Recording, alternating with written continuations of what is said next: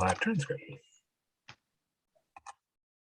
And so for folks who need want captions for any reason, we just use the Zoom AI. So it's not perfect and 100%, but that is enabled as well. All right.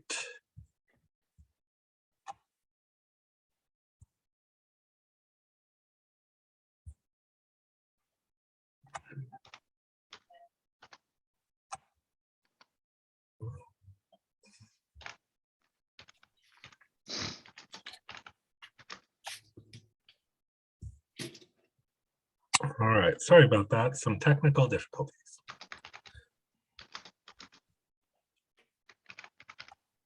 Kate, are we good with is the PowerPoint showing? It is. Excellent. All right. So, apologize for that delay. Welcome again, everyone, to West Seattle Transportation Coalition's February virtual membership meeting. My name is Michael Taylor Judd. I am chair, and I will be hosting this evening along with my fellow board member, Kate Wells, who you will hear from. Tonight's agenda is, we're going to kind of roll with things. It's not what we thought it was going to be about a week ago or less. Those of you who were with us at our last meeting know that we had Congresswoman Jayapal was going to be joining us tonight, and the conversation was really going to be focused sort of around infrastructure at the federal level leading down to the West Seattle Bridge, and then speaking with our local Seattle City Council member and chair of the Transportation Committee, Alex Pedersen. Unfortunately, the Congresswoman's schedule changed at the last moment, which, considering all the different things going on around the world right now, is not necessarily a surprise. But so we've been scrambling a little bit. We're excited to have some of our friends from SDOT come to sort of set up a bit of conversation before we get to Councilmember Pedersen. As well as if folks have been following the news, there's a few updates and things affecting West Seattle Bridge repair, so we'll be talking about that as well. So roughly our agenda will follow its usual pattern. We'll have a few minutes of introductions. We're actually not going to approve previous meeting minutes either.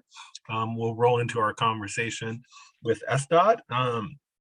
Right now it says 30 minutes. We'll spend as much time as we need to spend with them, and then we'll roll into around shortly around 7 o'clock or thereafter. We'll launch into our conversation with Seattle City Council member Alex Pedersen, as we plan to, and then we'll see how we go from there. And if we end early this evening, we'll end early this evening. I imagine folks wouldn't mind getting some time back. We'll have old business, we'll have new business. We'll talk a little bit more about plans for our March meeting, which are going to look a little bit different. If you have not been with us before, the purpose of the West Seattle Transportation Coalition really cool. is to be a peninsula-wide organization working to address transportation and commuting challenges for the nearly 100,000 people living and working on the West Seattle Peninsula. We accomplish this by securing the support of residents of the peninsula.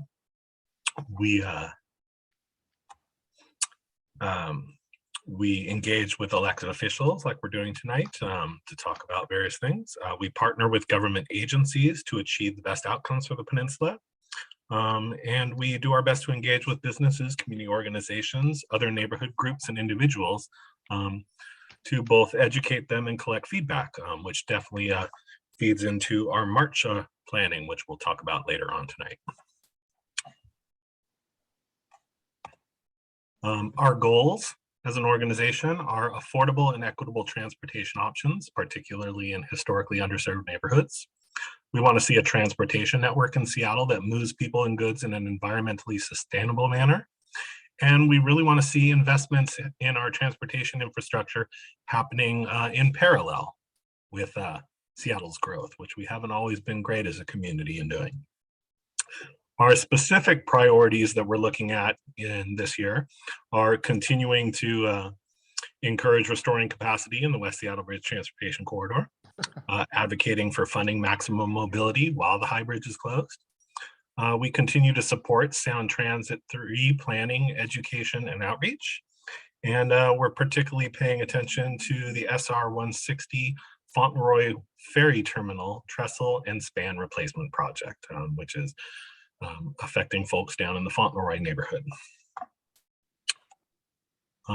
Kate, take it away with some reminders about Zoom. Hi, good evening, everybody. I'll be taking over during the question and answer periods, and I'll be moderating the questions. If you have a question, there are a few different ways you can let me know that you want to ask it. You can either raise your hand and I will call on you, or you can either chat to the group or to me specifically, and I will try to call on you in turn. Thank you, and back to you, Michael. Thank you. All right, introductions this evening. As always, we do not do a big round robin with everyone, but we direct people to the chat, which I will enable in just a moment. And we ask you to just go over there, if you'd like to share your name, pronouns, any access needs you have this evening, what neighborhood you live in West Seattle. And then the question for tonight, thought we'd throw a bit of a counter thought your way. What is something positive that you can find in the project delays that are being caused by the concrete workers strike? Which isn't to say that we don't think it's serious or that it's anything to take lightly, but just that it's really easy for us to focus on the negative. And I'm sure we will get into some of that conversation with our guests this evening. But, if you want to give some thoughts to what is something positive? As my husband suggested when he helped to craft this question, he said, this gives us an opportunity to reflect on the importance of union wage jobs and benefits, and us experiencing some discomfort in order to help support good union wage jobs. So you may agree with that. You may have other thoughts that you can offer about, but something positive. As well as if you did not receive our email reminder, which went out pretty last minute for us. I think it went out this morning. And you need to be added to our email list. You can switch there in the chat window to send a private message to John Wright, who's one of our board members, and he will make sure that you get added to the email address. With that, as I said, we're not going to vote to approve previous meeting minutes tonight, but you can always learn more. It's unfortunately a really ugly URL, but you can go to YouTube and just do a search for West Seattle Transportation Coalition. We've got well over a year of meetings now that have been recorded and posted with all sorts of fun guests and topics. You can also visit our Facebook page in the live videos section. That has not been going on for a year, but we have started broadcasting live to Facebook as well. And so for those of you with Facebook accounts, you can also go there to find a couple of our recent past meetings. And with that, we will roll into welcoming some guests that we actually haven't chatted with in quite a little while here for us.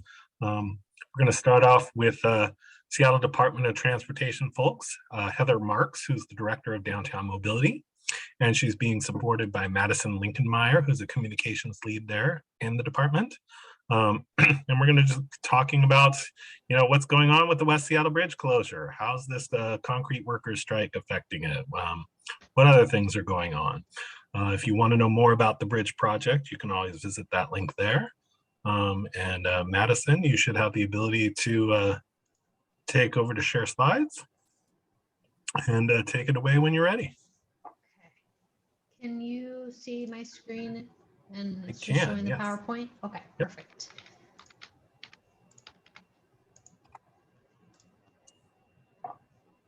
Do we still have Heather?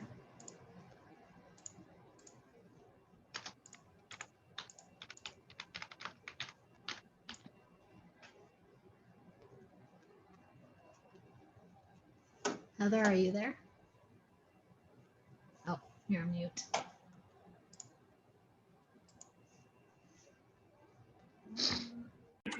Hold on, did I do something? Yeah, hold on. Okay, try it now, Heather.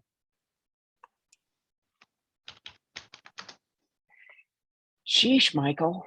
I'm just kidding. Hi, everyone. It is good to be back with you. We are here tonight to talk about the bridge repair project, and we will, of course, cover the concrete strike. I'll tell you what I know, and I'll answer the questions that I can. We will also talk about the repair work and the schedule that we have right now. Also, a little bit about the low bridge projects. And then, especially for your benefit, Kate, we'll talk about Reconnect West Seattle and the 2022 projects that we are looking ahead toward, and also a little talk about the low bridge access, and then, of course, next steps. Hey, did everyone know that there's a general strike of concrete drivers in the Seattle area? Me too. I saw concrete drivers this morning. Okay. The Teamsters Local 174 is striking. That's about 330 concrete drivers. The strike is impacting construction projects across the region, not just the bridge. The city is actively working to facilitate an equitable solution among the parties. I'm not involved in those conversations, so I can't tell you anything about how they're going or what the strategy is. I'm a humble program director who is just waiting for the concrete that I need for my project. We need that concrete for the anchoring blocks and the deviator blocks. There's a picture on the slide that shows the deviator blocks that are in the center span. They're made of concrete, and they have 2 holes in them that the post-tensioning tendons feed through. We also will eventually need it for concrete overlay, expansion joint repair, and the bases for the sign bridges. Sign bridges are the things, the big giant signs that go across the West Seattle Bridge to tell you where you're headed. Some of the steps that we have taken and then will take to minimize delays. When in January, it was pretty clear that this wasn't going to be sort of what we would consider a typical couple week or month-long strike. We started working with our contractor to skinny up the schedule and change the order of some of the things. So we bought about a month with that activity. You know, it's come and gone. Nevertheless, we are continuing to prioritize other phases of the work. So there's still a lot of epoxy crack injection and carbon fiber wrap that we can do on both the high bridge and the low bridge as we wait for that concrete to come in. There is a point where we can't go any farther until we get that concrete. And it certainly has messed up our critical path. One of the things that we have done is formed up all the concrete elements. Originally, we had planned to do something as a little bit more efficient, which is to make only a few forms. And so instead of, and then pour, and then take the form off and then use it for the next. Because of this delay, what we've decided to do is form up the whole thing. So as soon as the concrete's ready, as soon as the mud's flowing again, we'll have those formed up and ready to go. So that reduces. Legal. Okay. Just a couple of things to note about this. We need a relatively small amount of concrete. Anybody who's moved a yard of dirt knows that a cubic yard is like a lot.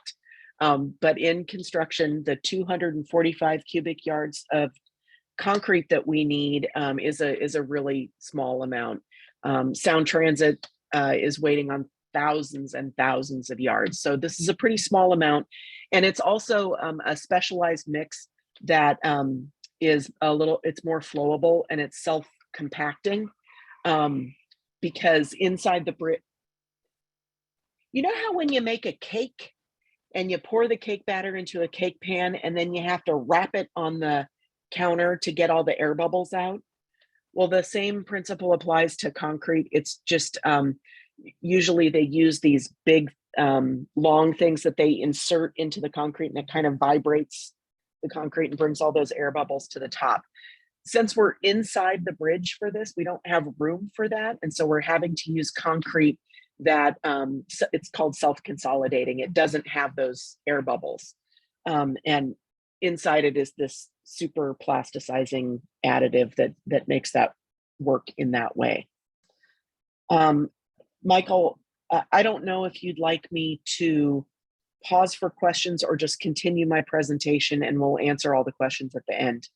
It's up to you. We'll do questions at the end. Okay, great. Next slide, please, Madison. So all the hydro demo is complete, which created access for the work platforms, which you saw raised last month. Those have all been assembled and hoisted, and all of the scaffolding on the work platforms has been assembled. We have started epoxy crack injections and carbon fiber wrapping on the end spans. Remember, we did all that on the center span, but now we're working primarily on the end spans. Coming up, just a lot more epoxy and a lot more carbon fiber wrap. Most of that stuff that we're doing on the inside is going to have to wait for the concrete because it's all integral. We are also preparing for post-tensioning so that when the mud starts flowing, we will be ready. If you haven't already, and if you're wondering why we aren't informing you better, a good thing to do would be to go to our project website and click on the subscribe button. That will add you to our email list, and every single Friday we send out a super newsy email that will tell you exactly what's going on. I suspect at the end of the presentation there's a email or a URL. Madison, you can go to West Seattle Bridge, seattle.gov/West Seattle Bridge. I'll Okay. put it in the chat. Sorry, I was having a hard time finding the unmute, but I'll drop it in the chat. Okay, that's a great idea. And share it with your friends too, in case they're wondering what's going on. All right, next slide, please. So this is an image that we're using as we describe the progress on the bridge. So everything that you see in green, including the east and west work platforms, that's done. The little green dots are the spots that we had to hydroblast out so that we could provide anchoring points. Under construction right now are the exterior carbon fiber wrapping and epoxy crack injections. That's the orange. And also we're core drilling for post-tensioning above Pier 16 and Pier 17 on both in both box girders. Coming soon will be that interior carbon fiber wrapping and epoxy injections in the central span. And then we need some concrete. So next slide, please. Just because we like to communicate the same stuff in a lot of different ways, here is a Gantt chart that shows you where we are. As you can see, we have completed the bridge access points and the platforms. Now we're in the midst of the real repair, which is post-tensioning, epoxy crack injections, and carbon fiber wrapping. We're still hoping to open in mid-2022. You wondered why I never gave you a specific date. Eh bien, here it's the answer. And we will know more about when that date will be with precision after we have had our last concrete pour. So the last concrete pour is what is going to set us up for knowing when we're precisely when we're going to be open for traffic. Next slide, please. So we're continuing preventative maintenance on the low bridge to prevent future unexpected downtime. We've completed a hydraulic pump removal and maintenance on the weekend of January 29th. We have a bunch more projects coming up. There's going to be a lift cylinder replacement. The lift cylinder is exactly what it sounds like.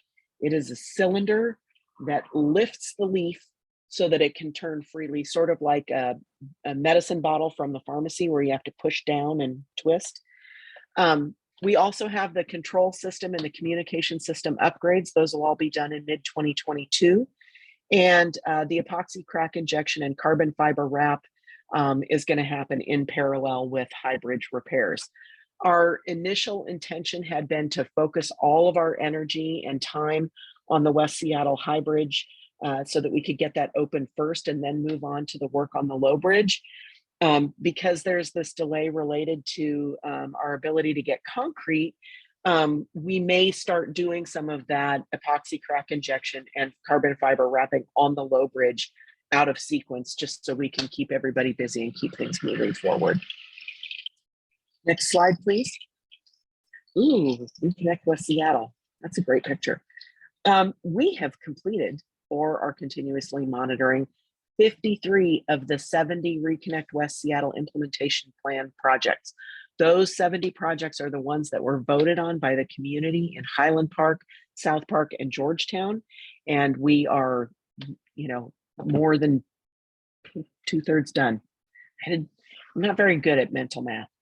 We've also built 37 home zone projects. We have 3 home zones, Highland Park, South Park, and Georgetown. Those are considered one project, but within them, there are many mini projects, including speed humps and walkways and other different kinds of things that keep traffic focused on the detour routes rather than encouraging people to drive through the neighborhoods. Hopefully those of you who live in those neighborhoods have noticed those and benefited from them. So we have also this year completed 55 traffic mitigation projects for a total of 244 since March 2020. Those are the projects, no one voted on those. Those are the ones that come into us as suggestions from people such as yourselves, or they come into us because the traffic engineers are out and notice something that could be going better, and so they go out and tweak it. Next slide, please. So this year, we're going to continue to deliver all of those projects. Specifically, we got some low-cost asphalt walkway along Sylvan. We're going to install some speed reduction treatments on 14th Avenue South and South Henderson. We're also installing a bunch of traffic calming speed cushions. And we're planning for the changes once the high bridge reopens. There are a lot of things that we changed in the way the traffic system works because of the closure of the high bridge. Once we open it up, there are some of those things that we're going to have to reverse or remove or turn around. So we're planning for those efforts and making sure that there's crew capacity to put those things on the top of the list. We're also going to evaluate Reconnect West Seattle. So we've put a lot of money and a lot of effort into these small changes to make things a little better. And so we want to see how we did. Next slide, please. Another part of Reconnecting West Seattle is this mobility action plan that's less about physical changes to the environment and more about things that will help people explore other ways to get around while the West Seattle High Bridge is closed. So we've added a bunch of service to Metro and both West Seattle and Duwamish Valley routes. We've partnered with King County to extend the summer service hours on the West Seattle water taxi through the winter. We launched Flip Your Trip in fall 2021 to provide transit rewards and trip planning support. I encourage you to visit flipyourtrip.org. And we also are working with our friends Commute Seattle from the Downtown Seattle Association to support travel options for employers and employees. And there is an email address that you can contact for additional information. Next slide, please. We have gone to great lengths to beg people not to use the low bridge. We have proceeded with our policy of allowing people to use the low bridge who are receiving life-saving medical treatment, on-call medical workers, West Seattle-based restaurant and retail businesses. Data has shown us that restaurant and retail are the two business sectors that have suffered the most during COVID. And so we wanted to give them some extra support. 63 maritime and industrial businesses are allowed to use the low bridge in the way they conduct their business every day. And 643 ILWU members are allowed to use the low bridge. I want to note that with the opening of Terminal 5, ILWU and SSA, which is the terminal owner, have teamed up to create a shuttle service that is taking some of those ILWU workers off. They use that to not so much to commute to work, but to get from the hall where they're dispatched. It's located on East Marginal over to Terminal 5. As of January, we have approximately 26 shuttle trips per day. Terminal 5 is up and operating. We're doing some corridor performance analysis underway, but everything's looking pretty good. You may recall that we were nervous that we were going to have to change some of that access if the truck traffic to Terminal 5 was as high as we feared. Requests for access to the low bridge beginning April 1st are due on March 15th. So if you find yourself in one of these categories, please do reach out to us so that we can get that approved. Next slide, please. Ooh, so we're going to make some changes to the Chelan 5-way. I don't have to tell you guys that the 5-way intersection is just extremely confusing for a lot of different reasons. Not just that it's a 5-way intersection, but that the geometry is really weird, right? It's a really strange shape. So one of the things that we have noticed happening more and more after Terminal 5 opened, and we're not sure, is it BNSF, is it Nucor, is it the port? We don't know. So we're not blaming anybody, but there has been a lot more train building activity across that north leg of the intersection. And when that north leg of the intersection is blocked, it impacts all of the signal timing. And so it creates super long queues for people in certain of those lanes. So one of the things that we are working with our friends at the port and SSA and some of the other businesses down there is exploring ways to change access to that north leg so that it doesn't mess up the whole rest of everything. You all may know that once the West Seattle High Bridge is complete, we, SDOT, are going to do some work on behalf of the port to effectuate a Terminal 5 quiet zone. So it's likely that the work we do at Chelan 5-way will be sort of a preview of what that's going to look like, because eventually we're just going to close off that north leg of the intersection entirely. And anybody who needs to get to Terminal 5 will take the Terminal 5 flyover ramp.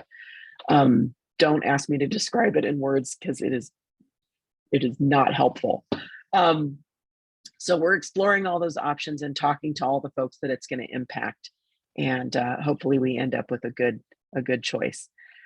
Okay, thanks, Madison. Next slide, please. All right, what do you got? All right. Thank you, Heather. Welcome. While Kate takes a glance over some of the questions that have been dropped in the chat, I'm going to jump in really quickly with a question that's come in on Facebook Live broadcast from Barbara Wilson, who just wants to know, how much is all this going to impact the schedule for the RIDS? The concrete strike? Yep. Yeah, it's a really good question. Obviously, the sooner it ends, the less it will impact the schedule, but we won't know the true impact until we have that last concrete pour completed. I wish it were simple, like for every day of the strike past such and such a date, we're going to have one more day of work. It doesn't work like that. It's a much more complicated effort than that. So I'm afraid that I can't answer that. But anything folks can do to encourage a swift end to the strike would be great. I understand that federal mediators are in town now, and that negotiations maybe are starting again. Okay. I hope that was good. Okay. Got a question. How many new anchor blocks are needed in that high bridge? I don't know. I don't know. However many it needs. Yeah, exactly as many as are required by the engineered plans. If that's important to you, I can look it up. I mean, Okay. I'll ask someone. Yeah. Okay. All right. Let's see. So what's the number now? 800 or some. So longshoremen have access to the low bridge that could be dispatched from home. But the 90 people that work on Harbor Island that live in West Seattle can't. People who never use the high bridge, people that have always used the low bridge. Mm-hmm. And I understand that you are upset about that. I am. Yeah. Okay. Jeremy, I saw your hand was raised and you have a question in the chat. Would you like to just ask that? Ooh, I can unmute now. Well, so two pieces. One, when you were talking about the concrete schedule impact, Heather, Yeah. does the West Seattle Bridge have priority for concrete scheduling once concrete is available again? No. Okay. Are we working on that? Yes. Fair enough. Thank you. So I can't tell you what the approach from Admiral up to the bridge deck looks like today, because at some point you drive past it enough that you stop seeing it. But I know at some point that approach was full of weeds that had grown up through the road deck. So where in the schedule is repairing that?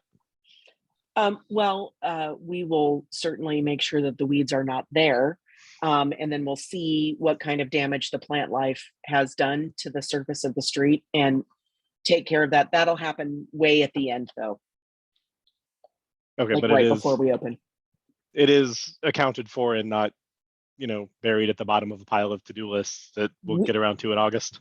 So. Well, it's definitely at the bottom of the to-do list because right. We're not going to do it till the end. But no, we're going to return the bridge to the people of Seattle in, good working condition. So we're not going to make you drive through a jungle to get there. Fair enough. Thank you. Are you going to take down the T5 Harbor Island only signs in the 5-way because no one that works on Harbor Island has access? Or could that be made more clear, maybe? That it's trucks only? I guess it's pretty clear.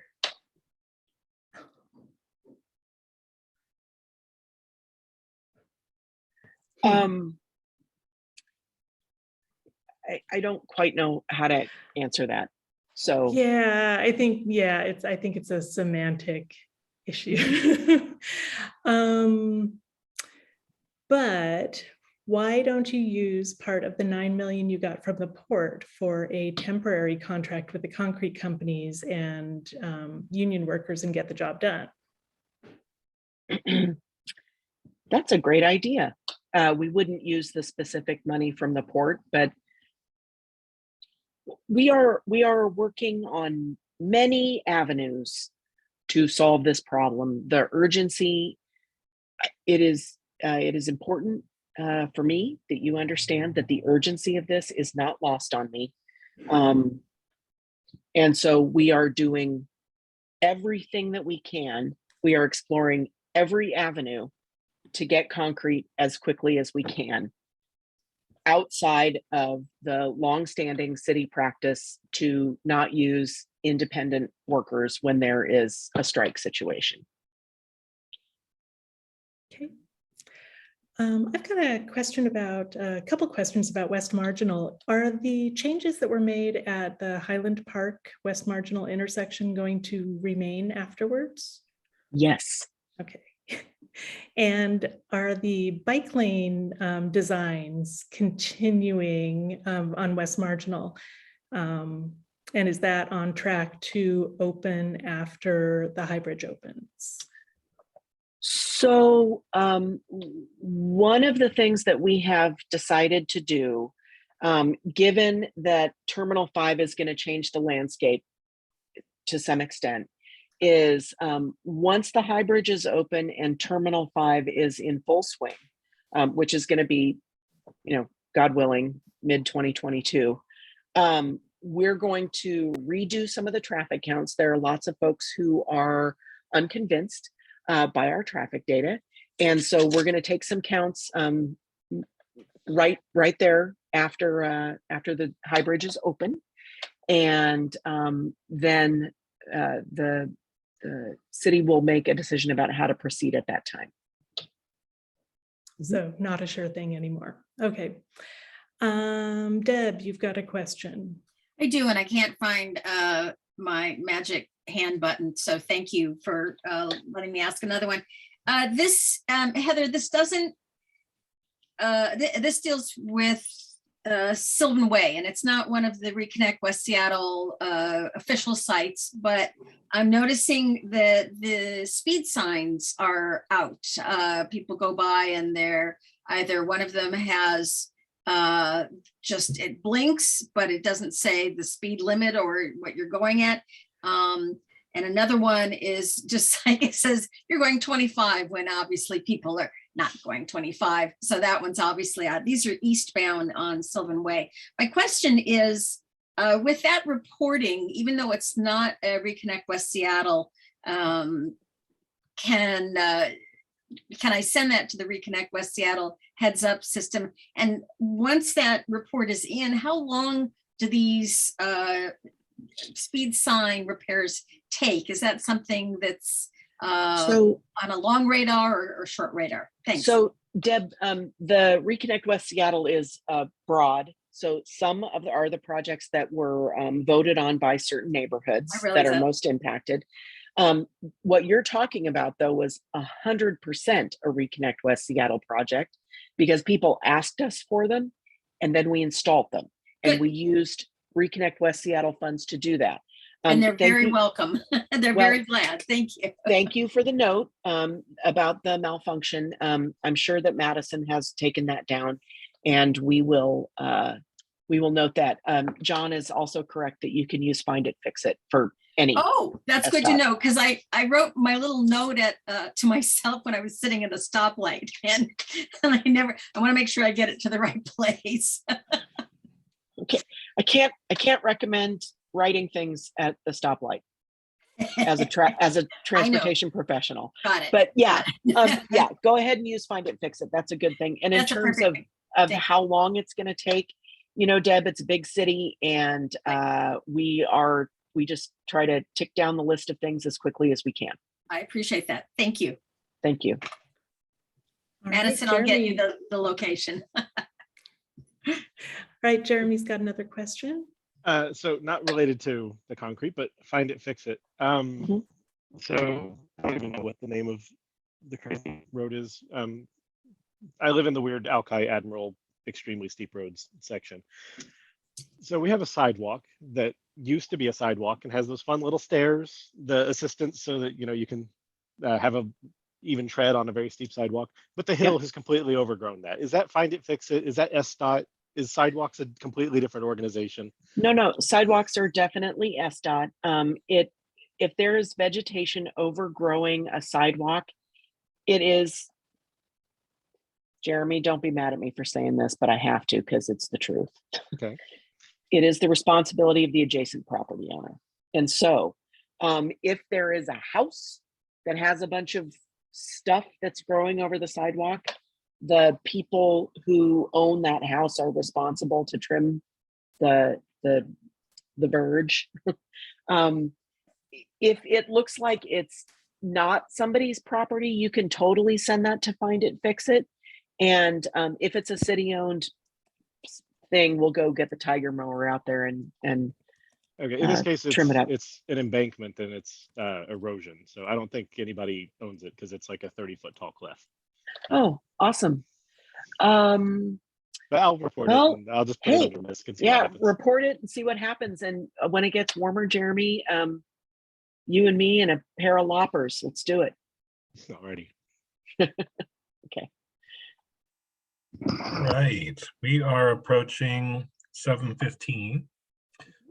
So I'm going to move us along here to our other guest. I don't know if you're hanging out a little bit to back up any further questions or not, Heather. But we certainly welcome you to hang out with us a little bit longer. I'll hang out, but in the background. All right, so moving on, we'll take a brief pause here for as I always call them, our ads. Just a reminder, we are in the midst of the draft EIS comment period for Sound Transit's West Seattle and Ballard Link extensions, which is running from January 28th to April 28th. You can view all sorts of information and submit comments online at wsblink.participate.online. Community advisory groups are still meeting. The next one for the West Seattle-Duwamish Community Advisory Group is happening on March 8th. There are also planned Sound Transit draft EIS public meetings, 4 virtual, 1 in person in March.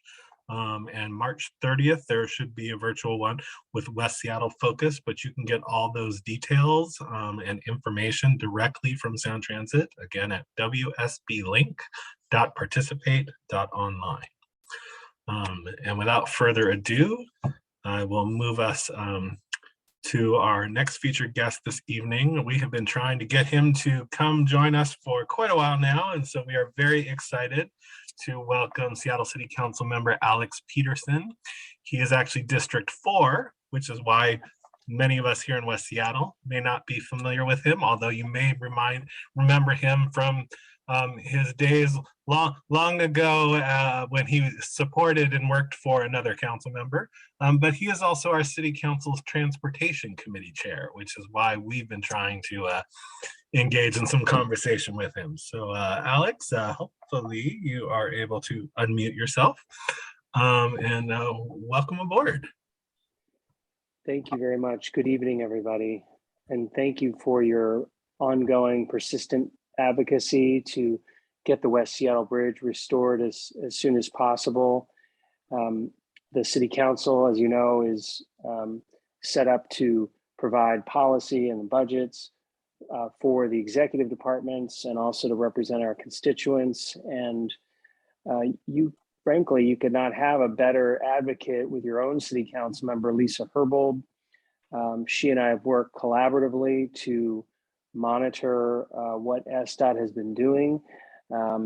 We are constantly looking for ways to accelerate things.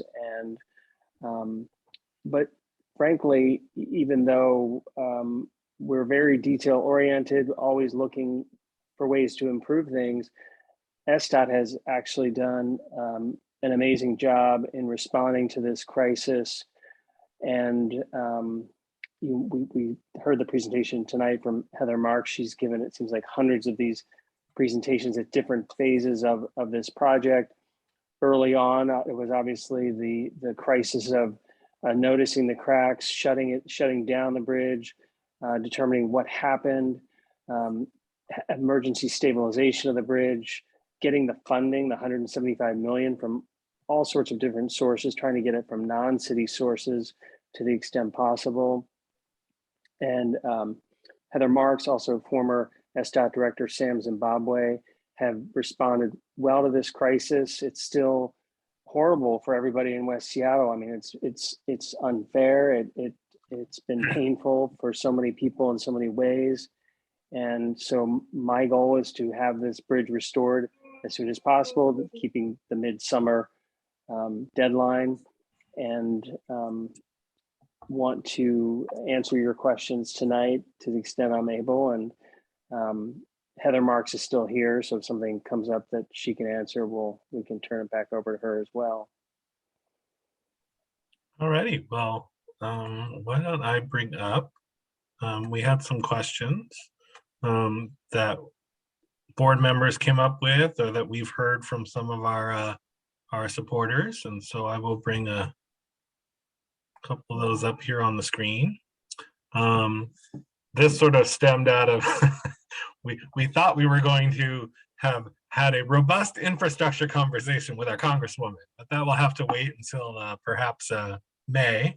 But has council had conversations about, monies that might be available from the feds, or I don't know if that comes through the Puget Sound Regional Council, or what you're anticipating from negotiations and lobbying down in Olympia around a state transportation package? Sort of, what do you think's going to happen with money, and what might we see you guys do with it? Thank you for that question. We are grateful for the funding we've already received for our #1 priority, which is the West Seattle Bridge. And the discussions in Washington, the money from Washington, D.C. will flow through the state and the Puget Sound Regional Council. Some of this is formula funding based on population. Some of it is grant funding that we have to pursue. A lot of the funding, though, is going to very large projects like the Columbia River Bridge, for example, or WashDOT's I-5 bridge over the Ship Canal. And so, we were also helping to subsidize Sound Transit and King County Metro when ridership dropped during the pandemic. So a lot of the funding went to operational needs to support and sustain public mass transit, which I'm a supporter of, and I'm glad that money went to those operational deficits. In terms of any money that is left over from all of this that could come to Seattle, that will be a similar process that we go through with our budget, where we're looking at the variety of needs that we have, and different council members have different views about those priorities. And by synthesizing those, we'll come up with a plan with SDOT and our new mayor on how to fund those. But we're going to always try to maximize how much money we can get from the state and Puget Sound Regional Council. For me, I think you've heard me talk a lot about bridge infrastructure being underfunded historically, and the need to devote more resources to that. After the West Seattle Bridge cracked and closed, I ordered an audit of all of our bridges, and it showed that there are many that are in trouble. Also, the Move Seattle levy, approved by voters in 2015. If you look at that ballot measure, the first thing it says there is bridge seismic work is that will be done. There are some bridge seismic projects that have fallen by the wayside. So I think that I would like to see more priority go toward this infrastructure that connects all of us, that's multimodal, and that has been neglected in the past. But that'll be thrown into the mix of discussions with my colleagues as this money becomes available. Thank you. Moving over a little bit, still talking about money and where to find it, but focusing in a little bit on Sound Transit, which is a big concern over here, obviously.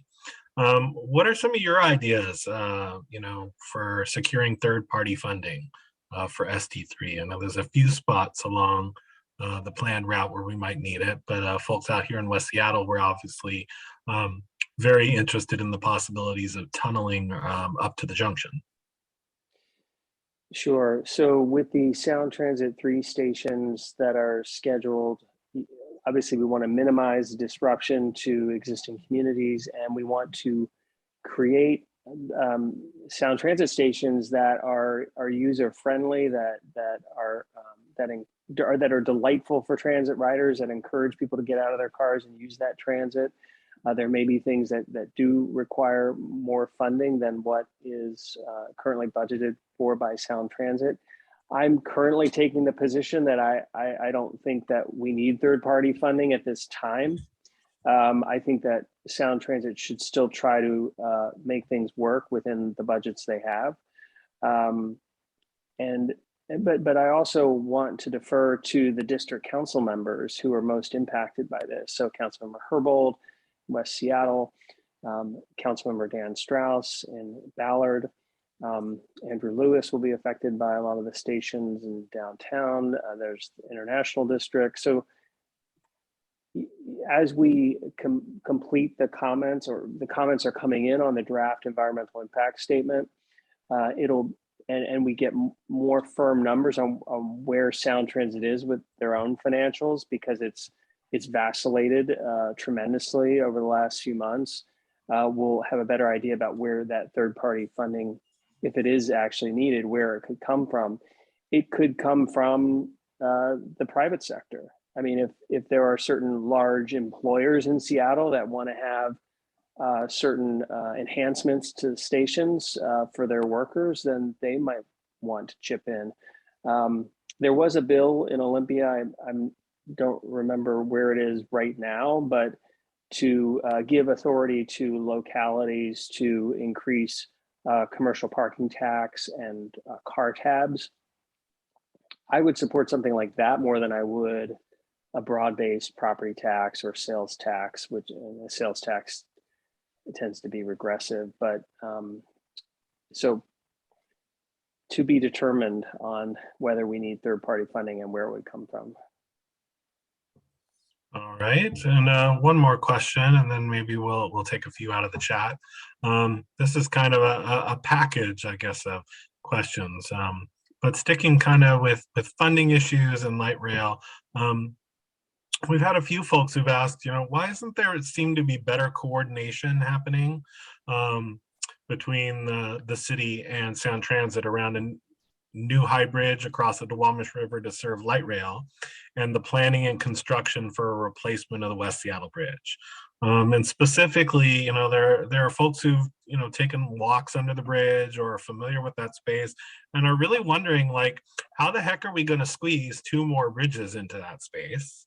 Are we going to chop into Pigeon Point and affect the environment there? Are we going to be on the north side of the bridge, the current bridge, and really affect maritime operations?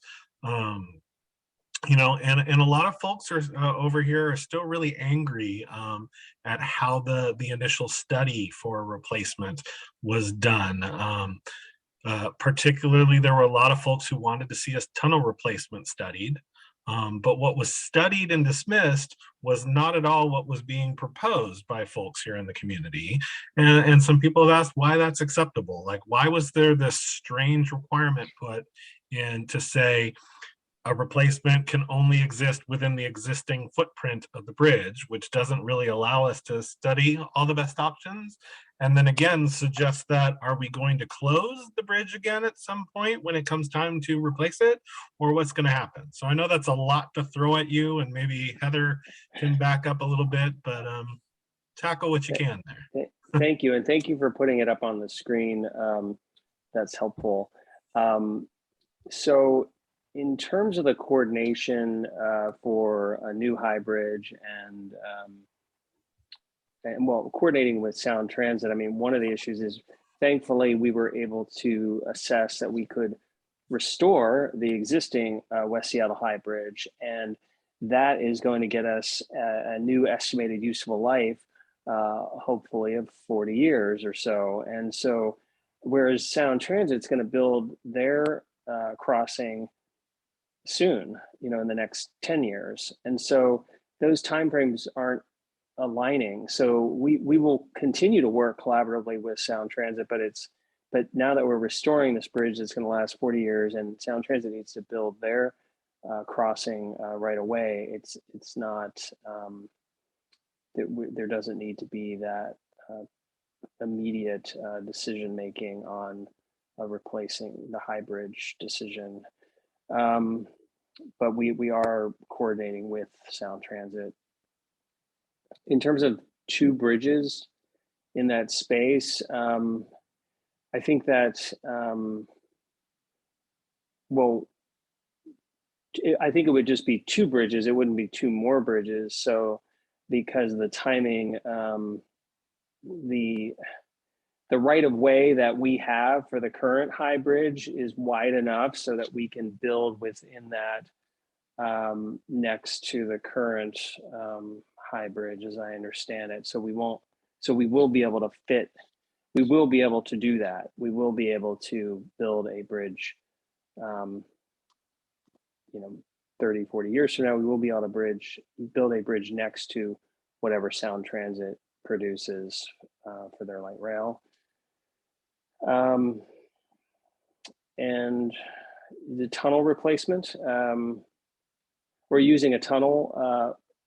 I think that part of the problem is, you know, if you just had a tunnel and you just built it just straight across, that's not taking into account the fact that we need to connect the tunnel to all the other roads that are on both sides. So whereas here we have the footprint of the high bridge is able to do that. It's connecting to all the other roads. The tunnel scenario would have to then build out those new connections to the location of such a tunnel. And that would be very difficult and disruptive to existing neighborhoods and very expensive.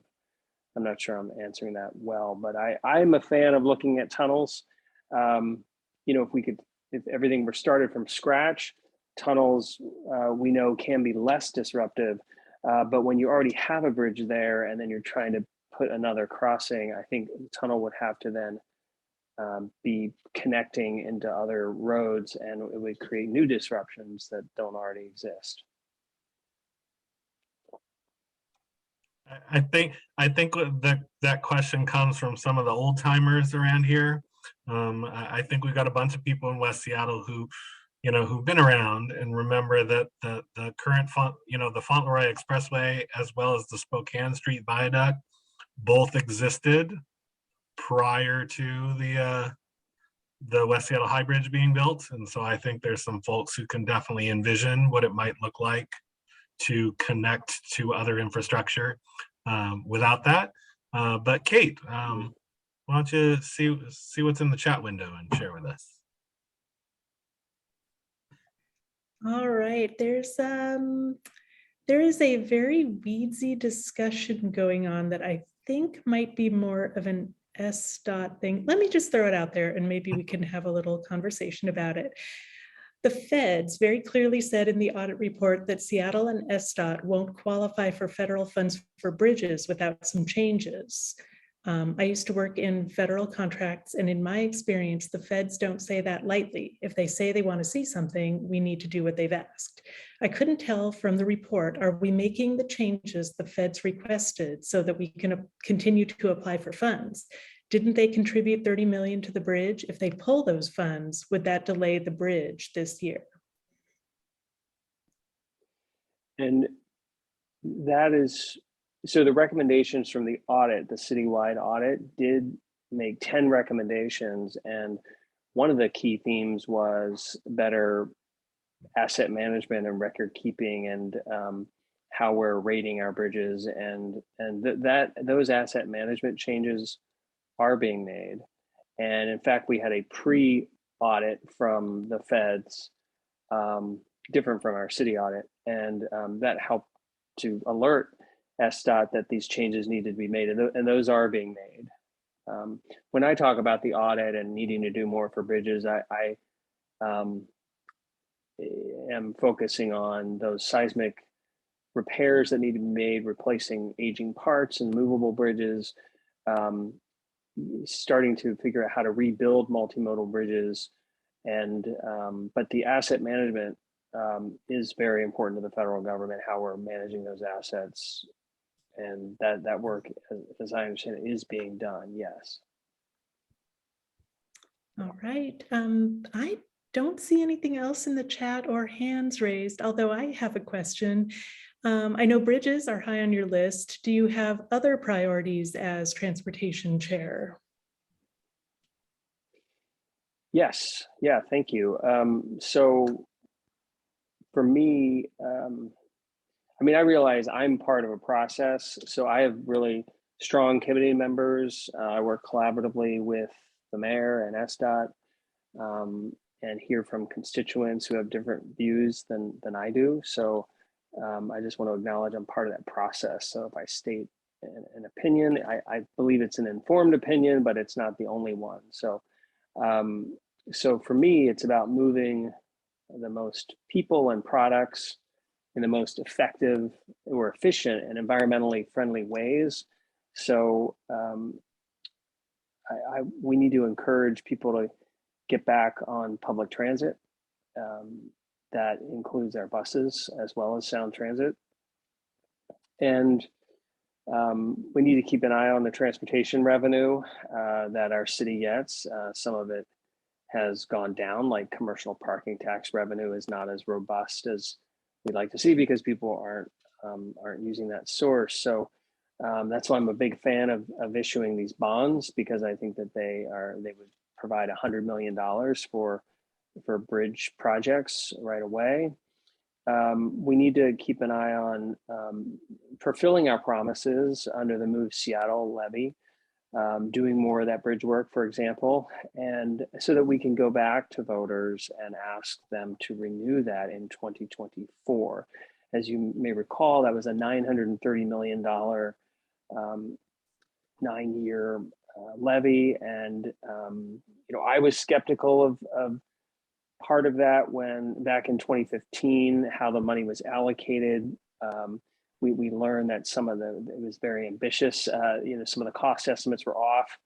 But I think we do need large amounts of funding for our transportation infrastructure, and I think we can do it right and go back to the voters. I just want to focus on getting everything we can done between now and 2024. Regarding transit, we're very thankful to voters for renewing 80% approval, which I think may be the highest approval of any ballot measure in the history of Seattle, 80% for the city of Seattle, city government, to renew our transportation benefit district, which helps to fund some of these, the reconnecting West Seattle projects and also subsidizing transit. And it's possible we may try to take that, get to re-regionalize that, have that go back out to the voters in 2024, which would be 2 years earlier than it has. It expires in 2026. Fixing bridges, I've talked about that already.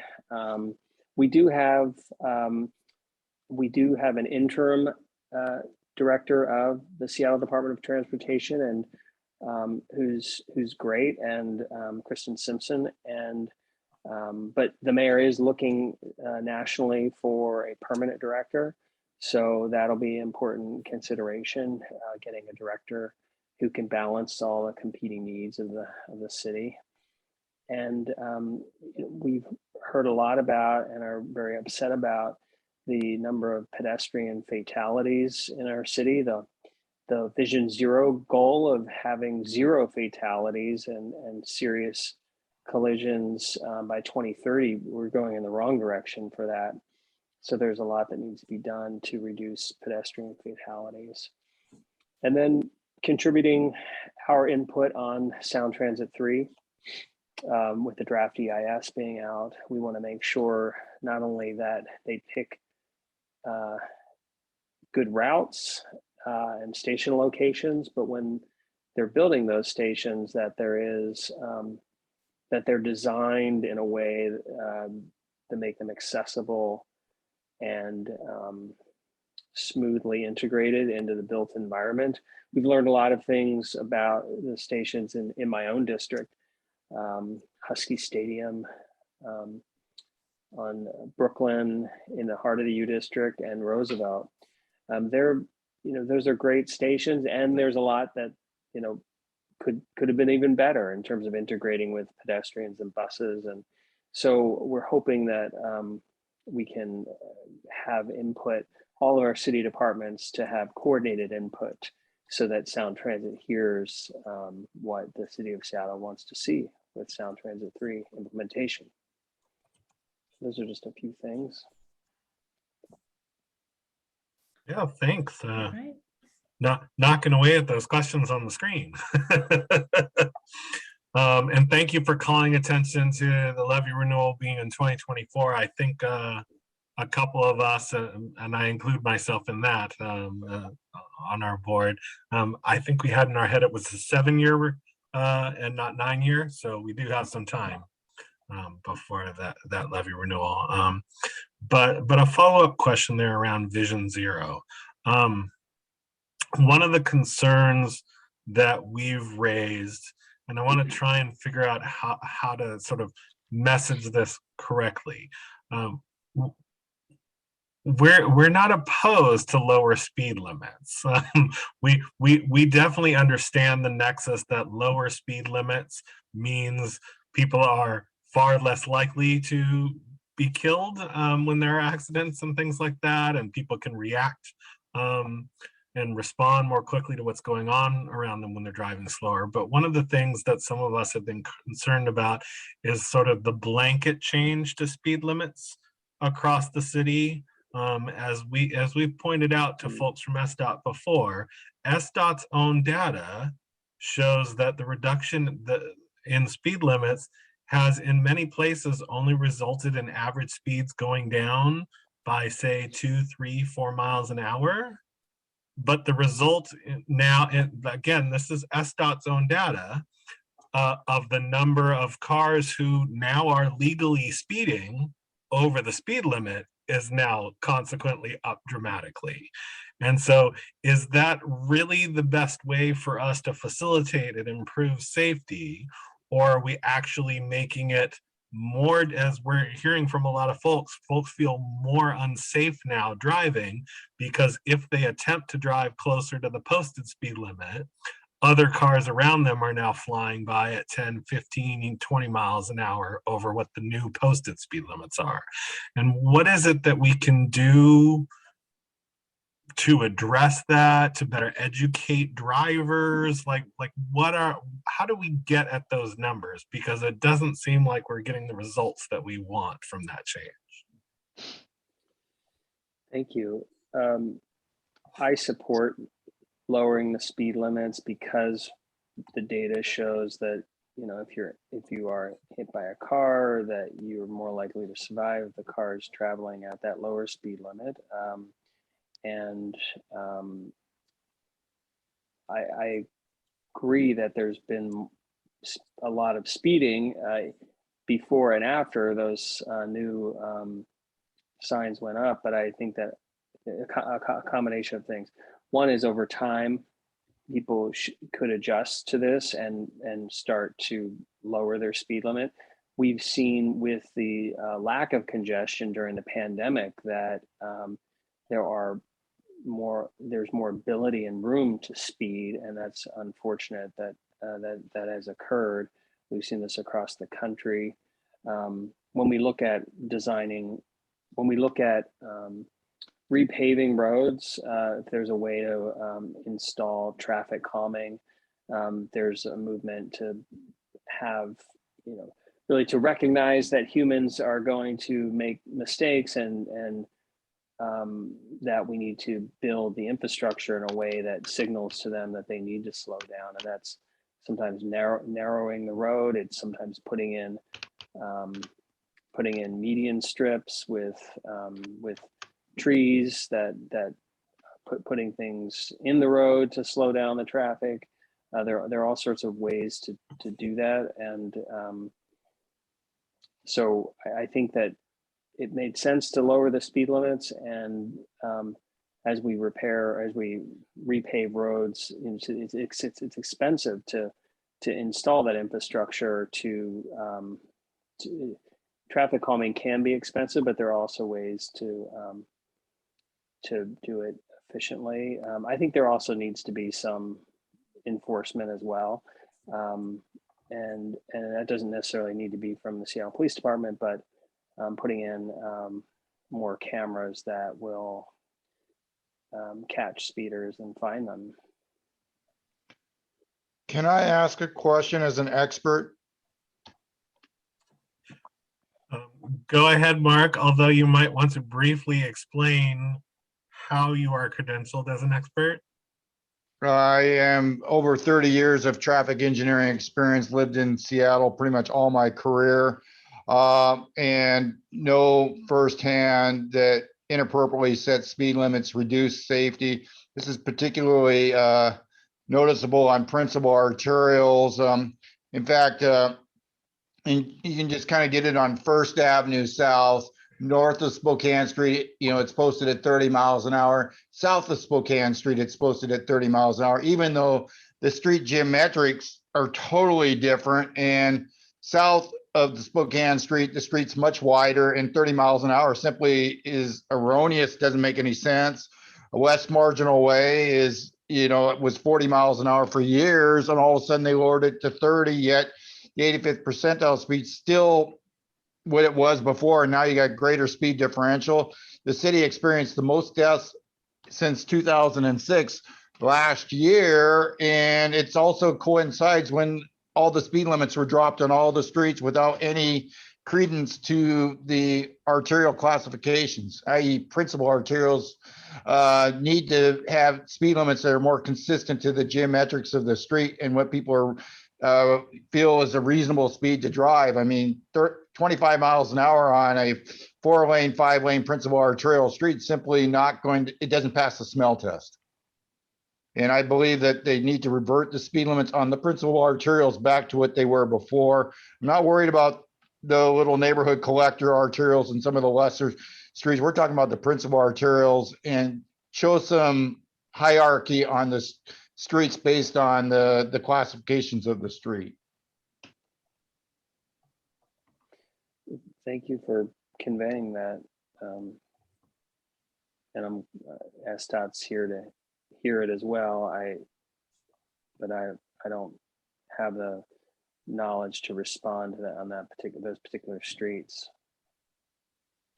Yeah, I did identify to the city council in 2000 when they started implementing the program. I actually went and testified in front of the council and identified at that time that this was going to reduce safety and potentially increase the number of deaths.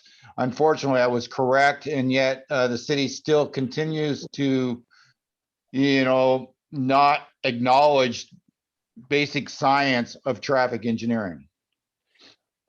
Well, I think there are lots of variables happening at the same time. It's hard to isolate it with the pandemic and the reduced traffic. We have a large number of people living unhoused outside, near streets and highways, and which is very unsafe.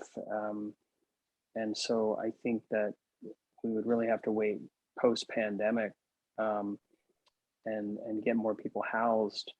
And then we could compare with fewer variables there, compare what's going on pre-2019, maybe post-2022, and compare that and reassess that. And in the meantime, when we do infrastructure projects and we're narrowing the road or installing traffic calming, that should help as well. Thank you. Kate, do we have anything in the chat to share? No questions. All Just right. a little discussion going on. Well, one last thing, I guess, then. I think Rich Kohler had a question. Did I miss it? In the chat? Kate, yeah, Rich Kohler. Oh my goodness, Thanks, way Deb. up there. Apologies. So it seems like I see many cars drive now with their headlights off. I think the new LED streetlights are causing it. They're ultra bright and also the same color temperature as the headlights. This strikes me as less safe since cars are seen at night by their own headlights more so than other lighting. Has the city measured any effects from the new LED lights? I don't like them. Thanks for asking that. I don't know. If SDOT, have you heard of this? Have you heard anything like that, Heather? That's new for us. Yeah, I haven't, but it's a big organization.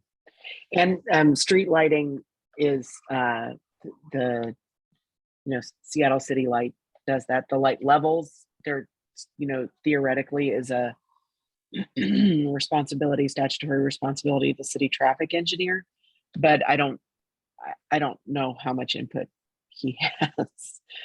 We can ask. Madison will write it down. We'll ask. There we go.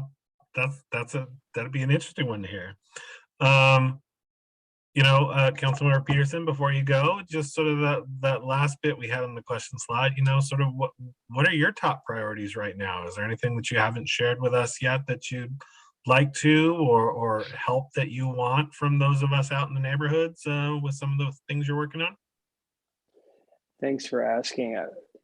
Well, first of all, thank you for coming together and being this coalition, and also for taking a really broad view of transportation and knowing that it's so many different modes and systems, and everybody has to be considered in it. And I think it's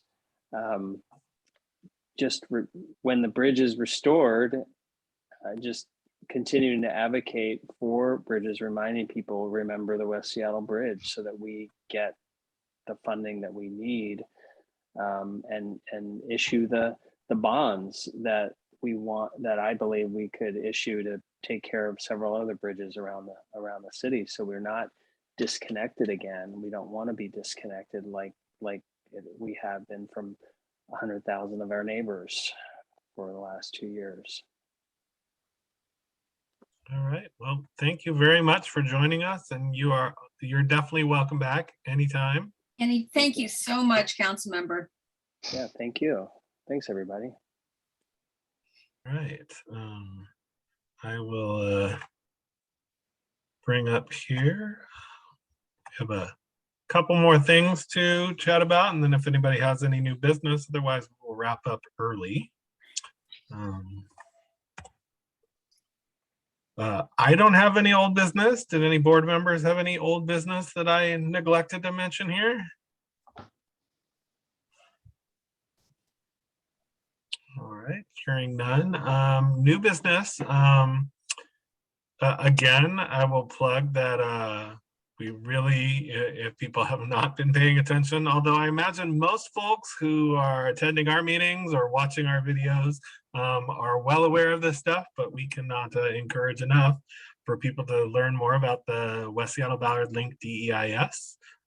You can go to that website there, and that is in fact, there's no www, that is in fact one of those special short URLs that will direct right to their site. You'll notice their upcoming next meeting, I put a strike through there. We are looking at making some slight adjustments. We're still sort of trying to plan, as we talked about last month. We are excited to be putting together an Environmental Impact Statement 101 facilitated workshop next month. And as we're looking at how that's going to come together, we're thinking that rather than meeting in our usual fourth Thursday time, we may move to a different night. We may possibly look at a weekend. One of the reasons for that is, as things are changing again in the world around us, we're looking at the possibility of doing an actual hybrid workshop. So folks who feel safe doing so and want to make that choice could come join us in person, as well as how to maintain a virtual. If we do some sort of table discussions, maybe we would have virtual breakout groups. We are working with at least one independent. We expect to have sound transit there, but I want to stress again, this is not a sound transit workshop. We are looking to bring in some independent folks just to chat about, what is an EIS? What are all the federal and state policies that drive this? What kind of comments, one of the things we want to do, that's a core part of our mission, is not just help you to understand what are these government processes and why do they have them and what are the boundaries, but also help you better share your thoughts and your points of view. So to understand that, just writing a comment that's like, I don't like this, or the train should go there, is not, in the context of this very prescribed government process, is not the best way to get heard. But if we can talk to you about the types of information that an EIS has to study, the types of questions and alternatives that it needs to look at, may help you to shape your comments so that not only are they really valuable to the team working on this, but they will actually be captured in the draft and responded to in the final published environmental impact statement that comes out. So if you've got thoughts on that, feel free to email us or come chat on our Facebook page, and keep an eye out. Of course, we'll send an email out, our usual meeting reminder to let folks know where that is and when it happens. And if it happens at a time that's not as convenient for you as maybe this is, we will do our best to record and make that available, and make whatever resource materials we put together available for you as well. And that's all I have to share there. Does anyone else have new business to bring up? I do. All righty, go for it. First of all, where's the raise hand button on here? I'll find it by next I meeting. don't know. I feel like there's some weird little tech things going on this I know. evening. Jeremy found it, but yeah. Anyway, so I just want to share that there is a group of folks who are working. Thanks, Jeremy. So jealous of your hand. I'm Jeremy. Damn. It's a reaction. Oh, it's under reactions. All right. Well, that means I have to scroll down and look at all those little symbols. Okay. There's a group that is being led or guided, let's say it, by the West Seattle Chamber of Commerce and also the Junction Association. And this group is looking to put together some sort of a celebration once the bridge opens, or leading up to that, around that time, just celebrating West Seattle. It's still in the early stages of planning. If you have questions about it or want to participate, and it's a very ad hoc kind of project right now, I would say go to the West Seattle Chamber or the West Seattle Junction Association, drop them an email and say, I want to get on this email list. So just letting folks know that that's something that this bridge won't get opened and just open one day and then we'll go on with life. People really want to celebrate being back, having it back, having the bridge back in, having West Seattle open again to the world. So that's my new business. All right, anyone else?